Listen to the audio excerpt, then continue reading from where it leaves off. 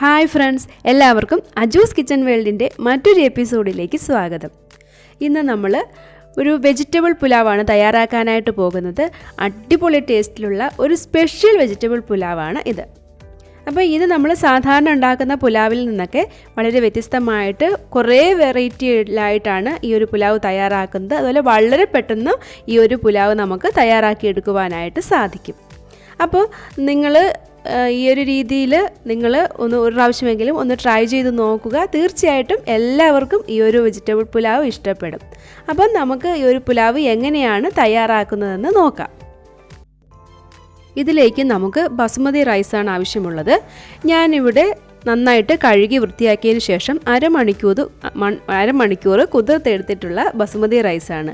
ഈ ഒരു കപ്പിൻ്റെ അളവിലാണ് ഞാൻ റൈസ് എടുത്തിട്ടുള്ളത്. ഇതിന് 1.5 കപ്പ് റൈസാണ് ഞാൻ എടുത്തിട്ടുള്ളത്. അപ്പം അതേ കപ്പിൽ തന്നെ നമുക്ക് വെള്ളവും അളന്നെടുക്കണം.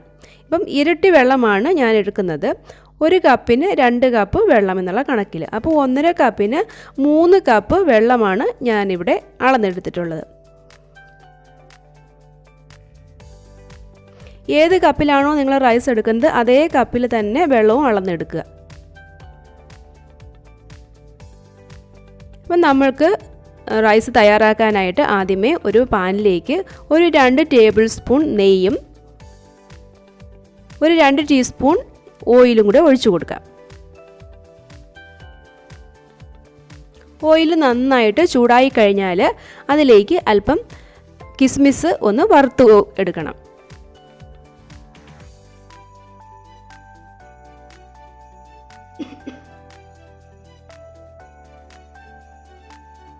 കിസ്മിസ് ഇവിടെ നന്നായിട്ട് ഞാൻ വറുത്തെടുത്തിട്ടുണ്ട്. ഇതിലേക്ക് തന്നെ നമ്മൾക്ക് കുറച്ച് കശുവണ്ടി പരിപ്പും കൂടി നമുക്ക് വറുത്തെടുക്കാം.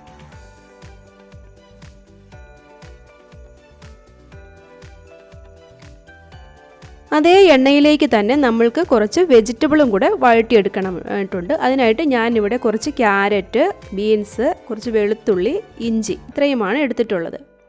അപ്പം ക്യാരറ്റും ബീൻസും എല്ലാം ചെറിയ ചതുര കഷ്ണങ്ങളിലായിട്ട് ഞാൻ കട്ട് ചെയ്തെടുത്തിട്ടുണ്ട്. ഇത് രണ്ടും ഓരോ കപ്പ് ആണ് ഞാൻ എടുത്തിട്ടുള്ളത്.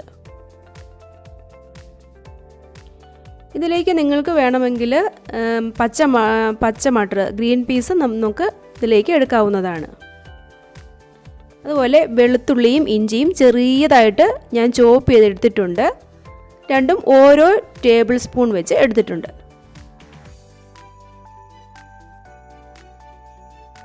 ഇതെല്ലാം നമുക്ക് നന്നായിട്ടൊന്ന് വഴറ്റിയെടുക്കണം.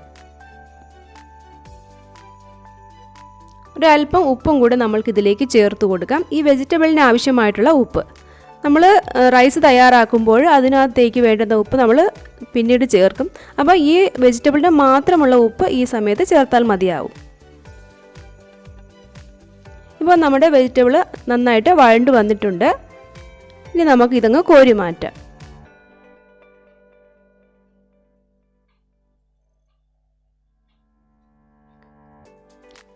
ഇതിൽ നമ്മളുടെ ബാക്കി വന്ന അതേ ഓയിലിൽ തന്നെ നമ്മൾക്ക് ഒരു സവാള ഞാൻ കനം കുറച്ച് അരിഞ്ഞതാണ്, അതൊന്ന് വറുത്തെടുക്കണം.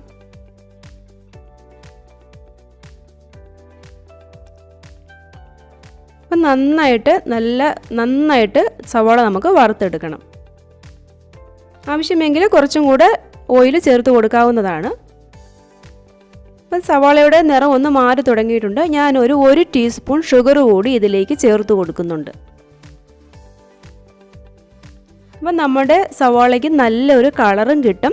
മാത്രമല്ല ഷുഗർ അതിൽ കിടന്ന് നന്നായിട്ട് കാരമലൈസ് ആയി വരുന്നത് കൊണ്ട് തന്നെ നമ്മുടെ റൈസ് ഇതിൽ കുക്ക് ചെയ്യുമ്പോൾ നല്ല കളറും അതുപോലെ നല്ലൊരു ടേസ്റ്റും കിട്ടും. അപ്പം നമ്മുടെ സവാള ഇവിടെ ഫ്രൈ ആയി വന്നിട്ടുണ്ട്.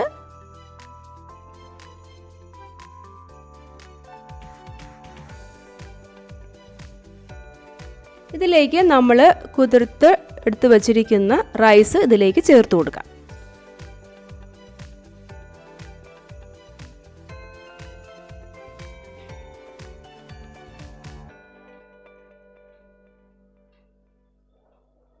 ഇത് ചേർത്ത് കൊടുത്തതിന് ശേഷം നമ്മൾക്ക് നന്നായിട്ട് ഒരു 2-3 മിനിറ്റ് സമയം നന്നായിട്ടൊന്ന് റൈസ് ഒന്ന് വറുത്തെടുക്കണം. ഈ വറുത്ത സവാളയിലും ആ ഷുഗറും എല്ലാം കൂടി ചേർന്നിട്ട് നല്ലൊരു കളറ് നമ്മുടെ റൈസിന് കിട്ടും. ഒരു ഇളം ബ്രൗൺ കളറിലായിട്ട് വരും.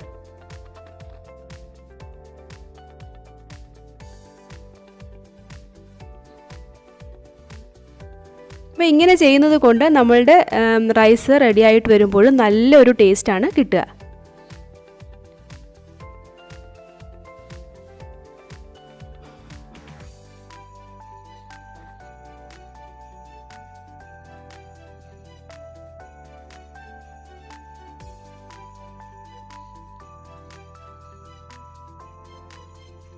ഒരു 2-3 മിനിറ്റ് സമയം നമ്മൾക്ക് ഇതുപോലെ നന്നായിട്ടൊന്ന് വഴറ്റിക്കെടുക്കണം. ഇതിലേക്ക് നമ്മൾ അളന്ന് വെച്ചിരിക്കുന്ന വെള്ളം ഒഴിച്ചു കൊടുക്കാം. ഞാനിവിടെ തിളച്ച വെള്ളമാണ് ഇതിലേക്ക് ഉപയോഗിക്കുന്നത്. എപ്പോഴും റൈസ് തയ്യാറാക്കുമ്പോൾ അതിന് തിളച്ച വെള്ളം ഒഴിച്ചു കൊടുക്കുന്നതായിരിക്കും കൂടുതൽ നല്ലത്. അതുപോലെ വെള്ളം എടുക്കുമ്പോഴും പ്രത്യേകം ശ്രദ്ധിക്കുക, കറക്റ്റ് അളവിൽ എടുക്കുക. നിങ്ങൾ ഏത് കപ്പിലാണോ റൈസ് എടുക്കുന്നത് അതേ കപ്പിൽ തന്നെ വെള്ളവും അളന്നെടുക്കുക. ഇതിലേക്ക് ഞാനൊരു 1/2 ടീസ്പൂൺ ഗരം മസാല കൂടി ചേർത്ത് കൊടുക്കുന്നുണ്ട്. അതുപോലെ റൈസിന് ആവശ്യമുള്ള ഉപ്പ് കൂടി നമ്മൾക്ക് ഈ സമയത്ത് ചേർത്ത് കൊടുക്കാം. നിങ്ങൾക്ക് ഗരം മസാലയ്ക്ക് പകരമായിട്ട് ആ റൈസ് വഴറ്റുന്ന സമയത്ത് ഏലക്ക, പട്ട, ഗ്രാമ്പൂ ഇതൊക്കെ നമുക്ക് ചേർത്ത് കൊടുക്കാവുന്നതാണ്. ഇതിലേക്ക് നമ്മൾ വഴറ്റി വെച്ചിരിക്കുന്ന വെജിറ്റബിൾ കൂടി ചേർത്ത് നന്നായിട്ടൊന്ന് മിക്സ് ചെയ്തെടുക്കാം.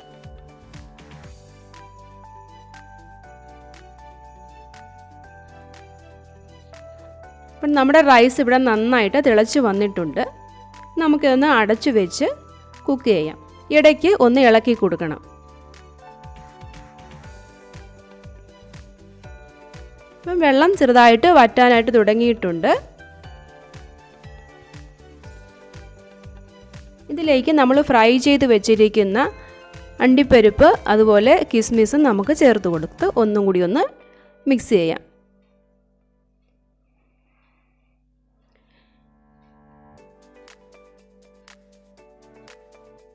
ഇനി നമുക്ക് അടച്ചു വെച്ചതിന് ശേഷം ചെറിയ തീയിൽ നന്നായിട്ടൊന്ന് കുക്ക് ചെയ്തെടുക്കാം. വെള്ളമെല്ലാം നന്നായിട്ട് വറ്റുന്നവരെ നമ്മൾക്ക് ചെറിയ തീയിൽ കുക്ക് ചെയ്യണം. അപ്പം വെള്ളമെല്ലാം നന്നായിട്ട് റൈസിൽ നിന്ന് വറ്റിയിട്ടുണ്ട്. നമുക്കൊന്ന് ഇളക്കി കൊടുക്കാം.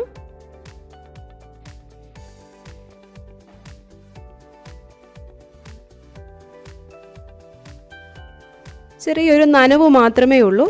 വെള്ളമെല്ലാം നന്നായിട്ട് വറ്റിയിട്ടുണ്ട്. ചെറിയ തീയിൽ തന്നെ ഒരു 1 മിനിറ്റ് സമയം കൂടെ നമ്മൾക്ക് കുറഞ്ഞ തീയിൽ വെച്ചിരുന്ന് ഒന്ന് മൂടി വയ്ക്കാം. അതിനുശേഷം നമുക്ക് തീ ഓഫ് ചെയ്യാം. ഇപ്പം ഞാൻ തീ ഓഫ് ചെയ്ത് കൊടുത്തിട്ടുണ്ട്. ഒരു 15 മിനിറ്റ് സമയം ഇത് നമ്മൾ അടച്ച് തന്നെ വെച്ചേക്കുക. ഒരു 15 മിനിറ്റിന് ശേഷം ഞാനത് തുറന്ന് കാണിക്കാം.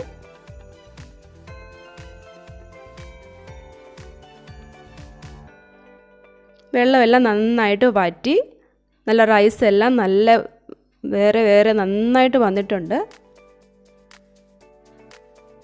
കാണാനായാലും നല്ല ഭംഗിയായിട്ട് നല്ല പാകത്തിന് വെന്ത് വന്നിട്ടുണ്ട്.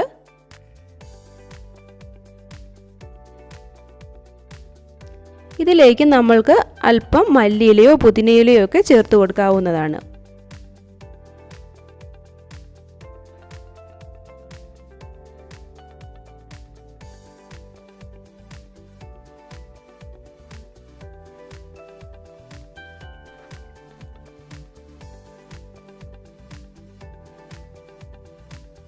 വളരെ ഈസി ആയിട്ട് നമ്മൾക്ക് ഈ ഒരു റൈസ് നല്ല പെർഫെക്റ്റ് ആയിട്ട് തയ്യാറാക്കി എടുക്കുവാനായിട്ട് സാധിക്കും. അപ്പം ഇത്രയും മാത്രമേ ഉള്ളൂ. നമ്മുടെ റൈസ് ഇവിടെ റെഡിയായി കഴിഞ്ഞിട്ടുണ്ട്. വളരെ ടേസ്റ്റി ആയിട്ടുള്ള ഒരു വെജിറ്റബിൾ പുലാവാണിത്.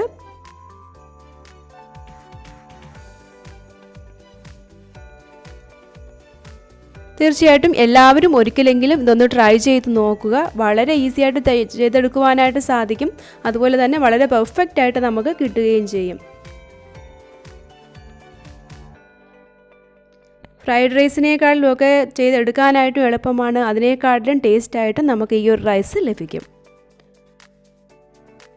അപ്പോൾ നിങ്ങൾക്ക് ഈ വീഡിയോ ഇഷ്ടമായി കാണും എന്ന് കരുതുന്നു. വീഡിയോ ഇഷ്ടമായെങ്കിൽ ലൈക്ക് ചെയ്യുക. മാക്സിമം മറ്റുള്ളവർക്ക് കൂടി പ്രയോജനപ്പെടേണ്ടതിനായിട്ട് ഒന്ന് ഷെയർ ചെയ്ത് കൊടുക്കുക. സബ്സ്ക്രൈബ് ചെയ്യാത്ത കൂട്ടുകാർ സബ്സ്ക്രൈബ് ചെയ്യാനായിട്ടും ഓർക്കുമല്ലോ. അടുത്ത നല്ലൊരു വീഡിയോയുമായിട്ട് നമുക്ക് വീണ്ടും കാണാം. അതുവരേക്കും എല്ലാ കൂട്ടുകാർക്കും ബായ്.